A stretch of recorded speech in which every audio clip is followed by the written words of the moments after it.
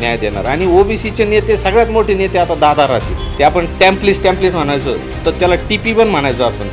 तर हे तशी टीपी घेऊन हे टीपी पाठवले काय असं मला वाटतंय. ते काम करत होते. आता हे असे हे कोण टीपी वगैरे आम्ही काही ओळखत नाही. 2-4 लोक स्वतःला ओबीसी नेता म्हणतात. तुमच्या मागं आज तर ते चटईवाले होते. यांचे भाषणं कधी संपतेत आणि ही चटई कधी घेऊन जातो त्याची वाट पाहणारे ते लोक होते. तुम्ही ते बघा. मग आता हे तर सत्ताधारी पक्षात आहेत ना, म्हणजे भुजबळ साहेब झाले. मग यांच्या मानगुटीवर मराठी बसले म्हणजे अजितदादा बसले, एकनाथ शिंदे बसले. तिथं आमच्या मराठा समाजाचं जवळजवळ 70-80% त्यांना योगदान आहे.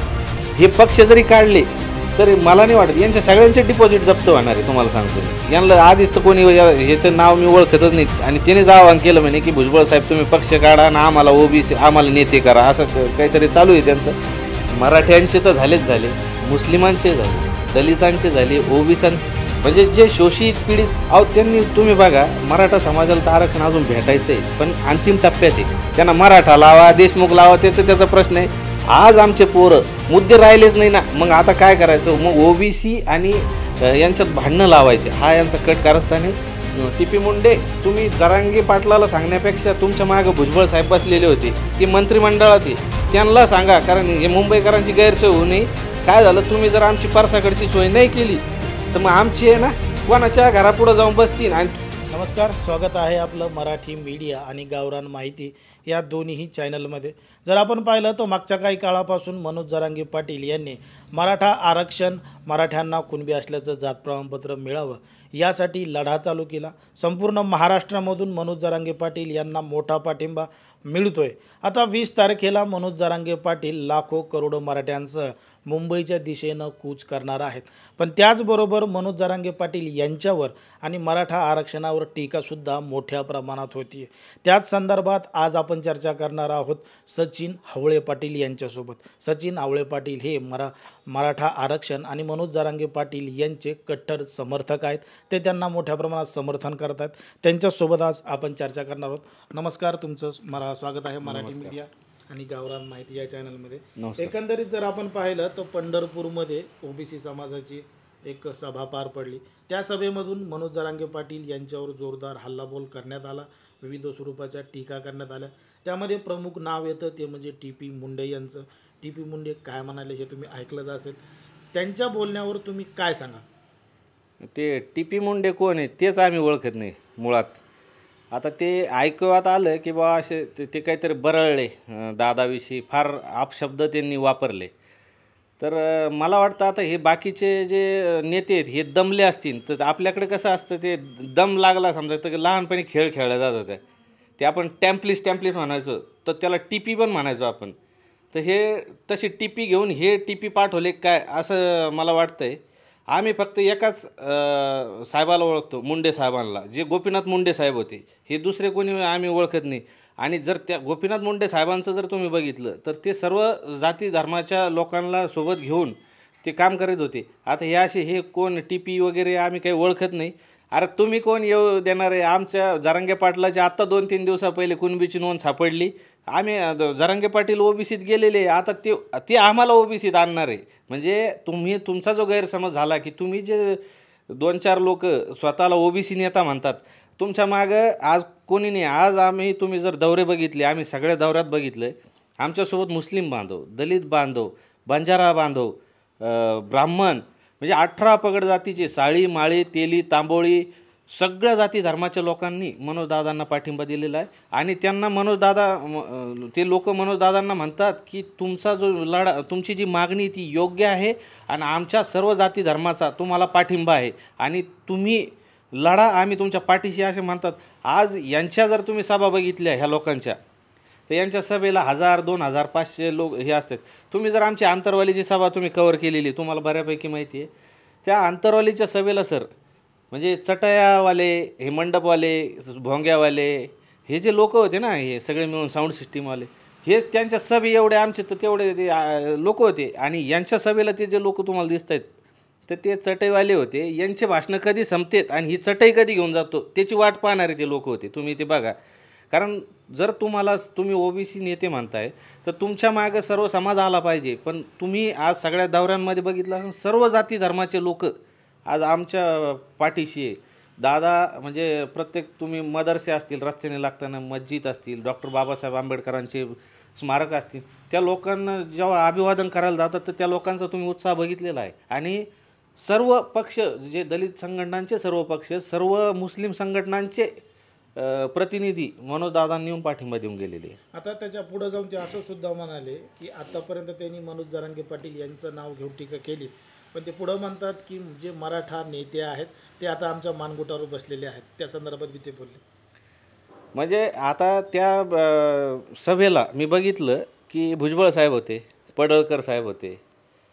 मग आता हे तर सत्ताधारी पक्षात आहेत ना, म्हणजे भुजबळ साहेब झाले, मग यांच्या मानगुटीवर मराठे बसले म्हणजे अजितदादा बसले, एकनाथ शिंदे बसले. मग हे आता आमच्या अजित पवार दादा जे काल परवा त्यांनी मराठा समाजाविषयी गरळ ओकली, तर त्यांना ते लक्षात नाही यायलं का हे बघा तुमच्या मागं तुमच्याच पक्षातले तुमचेच हे लोक आज कसं षडयंत्र रचतायत. तर फडणवीस साहेब, एकनाथ शिंदे साहेब आणि अजितदादा, तुम्ही हे लोकांना ओळखा. आज हे तुम्ही यांना गोपनीयतेची शपथ देता की आम्ही कुठलाही वाद करणार नाही. आज भुजबळ साहेबांकडे अन्न औषध प्रशासन मंत्री आहे. अहो एखादा मंत्री, आता हे जर अन्न औषध म्हणजे हे जर तुम्ही वाटताना जर त्याच्यात पण जातीवाद आणला तर मग बाकीचे आमच्यासारखे समाज बांधव तर उपाशी मारायचे काम आहे, आमचे गोरगरीब लोक. म्हणजे माझं एक विनंती आहे की डॉक्टर आणि वकील याच्यामध्ये जातीवाद असला नाही पाहिजे. जर डॉक्टरला कळालं, समजा डॉक्टर ऑपरेट करतो एखाद्याचे कारण डॉक्टर म्हणजे हा देव आहे, आणि त्यावेळेला जर डॉक्टरनी त्या पेशंटची जर जात पाहिली तर मी सांगतो किती भयावह मला ते विचार करून हे होतं.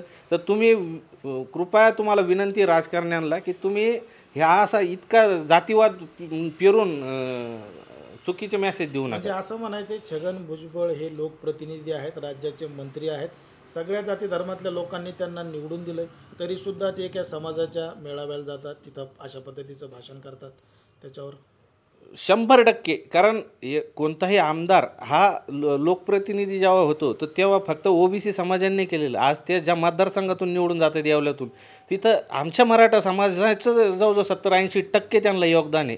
आणि त्यांना ते आता लक्षात येईल. समजा तुम्ही विरोध करताय पण तुम्हाला मराठा समाज हा फक्त जरांगे पाटील आणि जरांगे पाटील ह्या व्यक्तीलाच ओळखतोय, तुम्हाला ते मतदानाच्या रूपातून लक्षात येईलच. तुम्ही म्हणजे जेव्हा लोकप्रतिनिधी असताना त्यावेळेला तुम्ही बघा शपथ दिल्या जाते की मी कुठल्याही जाती धर्माविषयी तेढ निर्माण होईल असं कृत्य करणार नाही.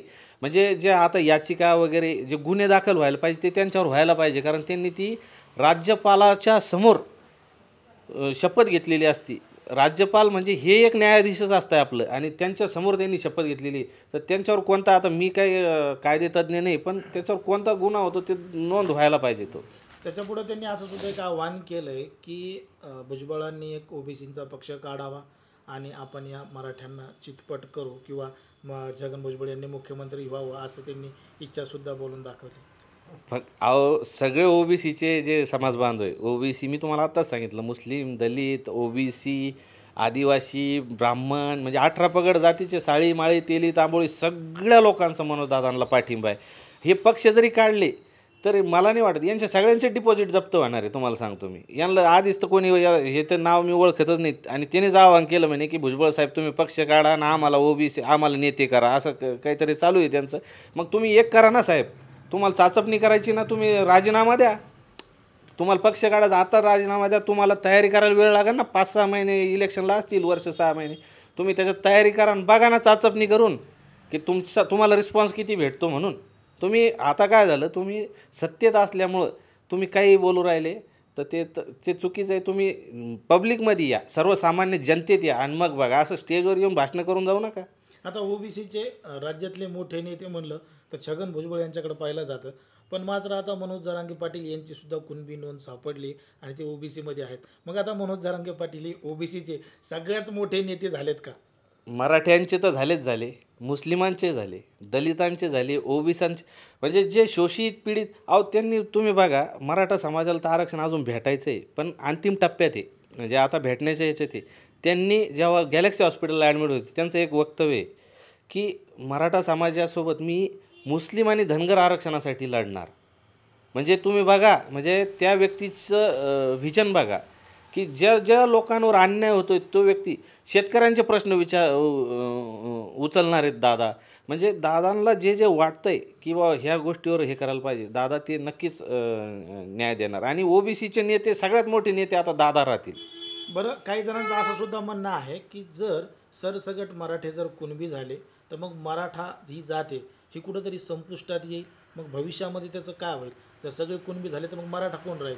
नाही नाही, काही आमच्यातले बी आहेत ना जे म्हणतात आम्हाला ते दाखले नको. तर दादांनी नाही सांगितलं का की तुला कुठं तहसीलदार घरी यायला? काही काही म्हणतात ना आम्हाला ते दाखले नाही लागत. आहे ना, ते तसे बी काही भामटे आहेत, तर ते नाही घेणार. पण जे गरजवंत, हा लढा गरजवंत मराठ्यांचा आहे. हा मनोज दादांनी जो उभारलेला हा गरजवंत मराठ्यांचा. ज्याला गरज आहे त्याने घ्यायचं, त्याने आंदोलनात यायचं. ज्याला गरज नाही त्यांना मराठा लावा, देशमुख लावा, त्याचा प्रश्न आहे. आज आमचे पोरं मरतेत, नोकऱ्या नाही, शिक्षण नाही. त्यामुळं आम्हाला कुणबीची गरज आहे.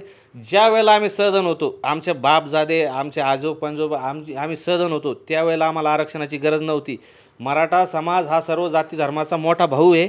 आणि जेव्हा ते आरक्षण दिलं जात होतं तेव्हा आमच्या समाज बांधवांनी सांगितलं होतं की आम्हाला आरक्षणाची गरज नाही. आज आमच्यावर गरज आहे म्हणून आमच्यासोबत हे इतर जाती धर्माचे सगळे समाज बांधव जे म्हणतात ना की आज तुम्हाला गरज आहे म्हणून आम्ही तुमच्यावर धावून येतो तुमच्या पाठीमागे.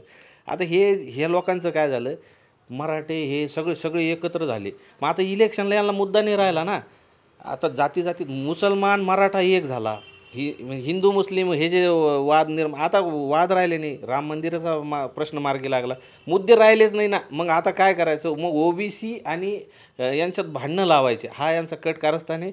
पण मराठे इतके हुशार झालेले आहे, तुम्ही कितीही चितवा, आम्ही शांततेतच येणार. आमची दिंडी ही छत्रपती शिवाजी महाराज, संभाजी महाराज यांचा जयघोष करत 20 तारखेला मुंबई गाठणार आहे. आता स्वारी मुंबई. बरं, आता या सगळ्या जसं मराठा ओबीसी हा वाद निर्माण केला जातोय, याचा परिणाम 2024च्या निवडणुकामध्ये काही दिसून येईल? नाही, आता ओबीसी बांधवही हुशार झालेले आहेत आणि मराठा बांधवही हुशार झालेले. म्हणून तर म्हणतो ना, त्यांच्या सभेचा रिस्पॉन्स बघून तुम्ही त्याच्या आकडेवारीचा अंदाज लावा. आता लोक हुशार झालेले. आता असे जातीवादी किंवा असे स्फोटक वक्तव्य करून कोणीही बघा ना तुम्ही, त्याला काही प्रतिक्रिया दिली मराठा समाज? ते 2 दिवस झाले त्यांनी वक्तव्य करून. मराठा समाजाने कुठं प्रतिक्रिया दिली? चुकीची एकही नाही.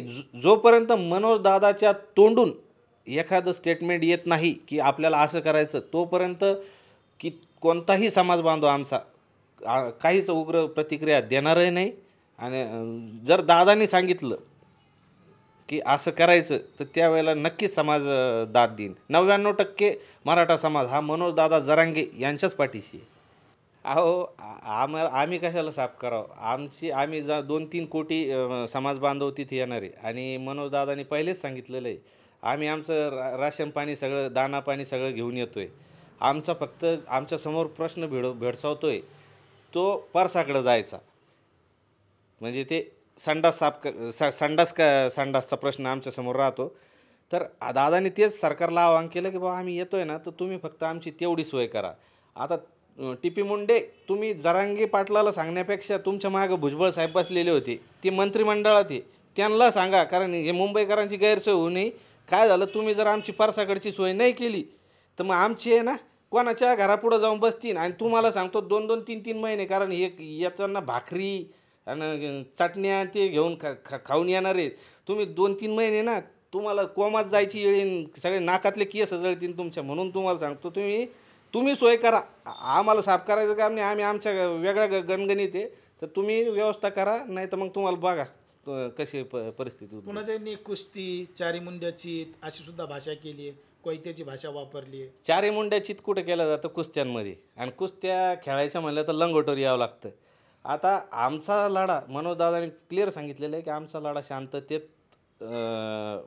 लढा आहे. त्याच्यामुळं आम्हाला कुस्त्या खेळायच्या नाही आहे. पण कुस्त्या सगळेजण शिकलेले बरं का. आम्ही इकडे मराठवाड्यातले लोक आहे ना, चांगल्यापैकी कुस्त्या शिकलेलो आहे. तुम्हाला एक सांगतो, ज्या वेळेला दादा म्हणतील की आता कुस्त्या खेळायच्या, तर नक्कीच बघू आसमान कोणाला दाखवलं जातं. आणि कोयत्या कुऱ्हाडीची ते भाषा करते. अहो, कोयत्या कुऱ्हाडीच्या भाषेनं जे फरक पडत नव्हता तो आमच्या मनोज दादांनी आमरण उपोषण करून सगळं गुडघ्यावर आणलं. कोयत्या कुऱ्हाड्याच्या भाषा साहेब नुसत्या त्या म्हणायच्या गोष्टी आहे. मग आमच्याकडे तेव्हा तलवारी होत्या, आमच्या बापदाद्याकडे तलवारी होत्या. मग आम्ही तलवारीची भाषा करतोय का? नाही, आम्ही शांततेच्या मार्गाने करतोय. तुम्ही त्या कोयत्या कुऱ्हाडीची भाषा आम्हाला सांगू नका. आणि तुम्ही ठीक आहे, तुम्ही तुमच्याच समाज बांधवाला विचारा, तर ते तुम्हाला सांगते नाही बाबा बस झालं आता, हे स्फोटक बोलणं बंद करा. तुम्ही तुमचंच आत्मपरीक्षण करा. म्हणजे कुठंतरी मुद्दामून वातावरण तापवण्याचं काम केलं जाते. हे काय झालं आता, यांच्याकडं दुसरा पर्यायच नाही राहिला. म्हणजे आता हे कोयत्या कुऱ्हाडीची भाषा, जातीवाद निर्माण करणे, मग हे आपसापसात भांडतीन आणि या आंदोलनाला वेगळं वळण देतील. पण मराठी इतके हुशार आहे, तुम्ही कितीही भडकवायचा प्रयत्न करा, एकही व्यक्ती भडकणार नाही. तुमच्या याला साहेब, तुमच्या त्या लाईव्ह तुमची सभा चालू होती ना, तुम्हीच तुमच्या खालच्या कमेंट वाचा. तुम्हाला इतक्या भयानक काय ते तुम्ही वाचताना तुमचे डोळे पांढरे होतील, इतक्या भयानक शिव्या आहे. मी इथं सांगू नाही शकत, इतक्या भयानक आहे. म्हणजे मी म्हणतो इतकं बी किती विचारसरणी असू शकते लोकांची, म्हणजे शिव्या तयार करण्याची खतरनाक. तुम्ही एकदा वाचून घ्या, म्हणजे तुम्ही पुढच्या वेळेस जेव्हा भाषण करताना त्यावेळेस तुम्हालाच अनुभव होईल की बोलावं की नाही असं काहीतरी चुकीचं. त्याच्यावर जरांगे पाटलांना सुद्धा सांगितलं की आपले पोरं ते लिंबा झाडाखाली बसतात, काही शिवाय देतात, मग ते कोणी त्याला रोखू शकत हां, जरांगे पाटलांनी ते एक मागाने सांगितलं होतं का, की ते शिव्या मला एक जण म्हणलं म्हणजे ते वाचून दाखव. आता ते वाचायला म्हणजे 2-3 दिवस माणूस जेवणार नाही, इतक्या भयानक शिव्या आहे. तर मला ती जुनी एक आठवण झाली. आम्ही एक पैठणला शिव्या ऐकली होती, तर तशी आठवण झाली मला. त्याचं उत्तर मला 3 वर्षानंतर भेटलं होतं, आत्ता 2-3 महिन्या पहिले. तर त्या ज्या शिव्या मी वाचल्या ना, तर मला त्याचे उत्तर शोधायला बरेच वर्ष लागतील, इतक्या भयानक शिव्या होत्या.